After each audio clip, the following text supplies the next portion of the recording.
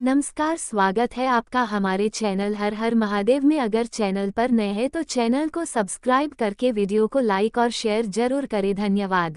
आइए शुरू करते हैं हरियाली तीज की कथा।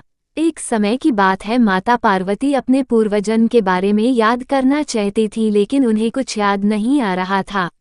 ऐसे में भोलेनाथ देवी पार्वती से कहते हैं कि हे पार्वती, तुमने मुझे प्राप्त करने के लिए 107 बार जन्म लिया था, लेकिन तुम मुझे पति रूप में न पा सकी।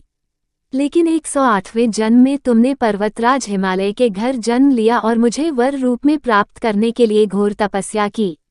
भगवान शिव कहते हैं कि हे पार्वती, तुमने अन्न जल का त्याग कर पत्ते खाए और सर्दी गर्मी एवं बरसात में हजारों कष्ट कर सहकर भी अपने व्रत में लीन रही।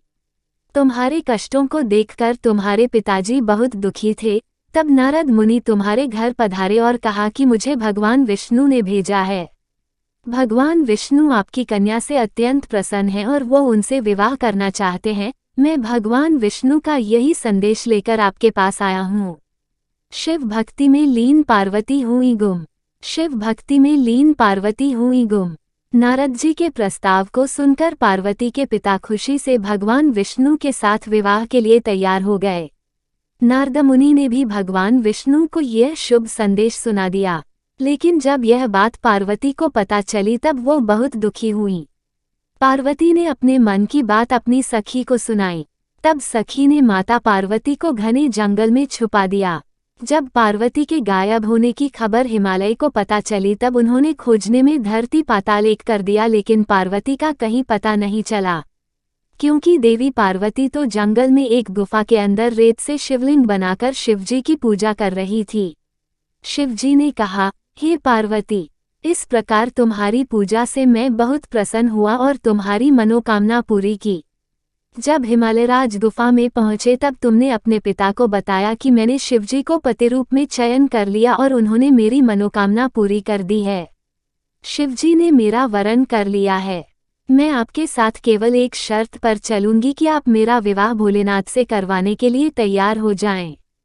तब हे पार्वती, तुम्हारे पिताजी मान गए और विधि विधान सहित हमारा विवाह हुआ। हे पार्वती, तुम्हारे कठोर तप और व्रत से ही हमारा विवाह हो सका। हरियाली तीज की परंपरा ऐसे शुरू हुई। भगवान शिव देवी पार्वती से कहते हैं, हे पार्वती, इस हरियाली तीज को जो भी निष्ठा के साथ करेगा, मैं उसको मनोवांछित फल प्रदान करूंगा। उसे तुम जैसा सुहाग मिलेगा। तब से कुंवारी कन्याएं अच्छे वर की कामना हेतु यह व्रत रखती है। वहीं सुहागन महिलाएं अपने पति की लंबी उम्र के लिए इस व्रत को रखती हैं। पुराण में देवी पार्वती ने खुद बताया है, हरियाली तीज का व्रत करने पर महिलाओं को सुहाग और सौभाग्य की होती है। सावन महीने में तृतीया के दिन कई वर्षों की कठिन तपस्या के बाद देवी पार्वती ने भगवान को रूप में पाने का वरदान प्राप्त था, इसलिए इस व्रत का बड़ा ही महत्व है।